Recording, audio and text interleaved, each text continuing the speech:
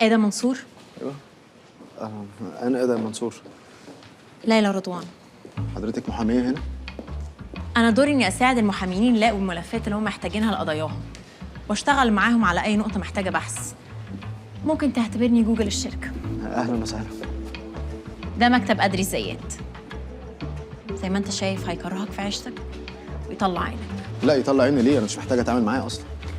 أدري مسؤول عن المحامين اللي تحت التمرين زيك. فعلا؟ يعني انا كده كده هتعامل معاه؟ بالظبط. ربنا يطمنك. ده مكتب سكرتارية فريدة المسيري. كل ده مكتب السكرتيره؟ ده انا لو اعرف كده كنت قلت لهم انا السكرتيره الجديده. ركز معايا. اوكي. ده مكتب فريدة المسيري. طبعا. فريدة بتهندل كل الكلاينتس الكبار اللي في الشركة. وأحسن لك تكون شفاف وما تجيش الحتة دي خالص. اوكي. دي مكاتب المحامين. يبقى اكيد مكتبي هنا بقى. أنت تحت التمرين. يعني مش هنا برضه؟ لا. ودي الميتنج روم. واضح طبعا. دايما بيحصل فيها مشاكل وخناقات. يعني كل الاجتماعات اللي بتحصل هنا بيقعدوا يدبوا في بعض كده ويزعقوا ويتخانقوا؟ ده ميتنج بسيط. ده بسيط؟ امال الصعب بقى بيبقى عامل ازاي؟ مش محتاج ان انا اعرفك على زين ثابت. طبعا مستر زين. طيب ايه اللي انا محتاج اعرفه بقى عن مستر زين قبل ما اتعامل معاه؟ كاميليا. مالها كاميليا؟ كاميليا دراع اليمين لزين ثابت. اي حاجه محتاج تعرفها عن زين اسال كاميليا.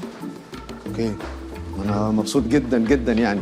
كفايه ان انا بدات كده اول يوم شغل بمعرفتك والله. حاسس ان انا مش محتاج اعرف اي حاجه تاني في المكتب. تمام قوي. شفت اللي انت عملته؟ عملت ايه؟ لو هتستحمل احراجي ليك كل يوم اللي هو بالمناسبه ما حدش بيستحمله كمل في سكه اللطافه دي. لا لطافه ايه؟ انا اسف يا استاذه ليلى مش قصدي. ما حدش هنا بيقول استاذه واستاذ. طيب وايه المكان ده بقى؟ ده الكورت يارد. الناس تيجي تريح هنا ولما بيكون عندنا محاكمه مهمه بنعمل بروفا هنا. ما شاء الله دي حاجه هايله. طب انا كده عرفت مكتب زين وفريده وادري. مكتبك انت فين بقى؟ ليه؟ يعني عشان لو اتزنقت في قضيه كده او كده ما اقعدش الف بقى على كل المكاتب واجي لك على طول. لما تستلم شغلك ويبقى عندك قضايا هتلاقي مكتبي بسهوله. اوكي. دي مكاتب المحامين اللي تحت التمرين وده مكتبك. ده مكتبي؟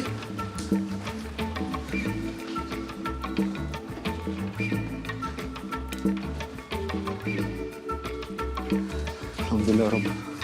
ايه الجمال ده؟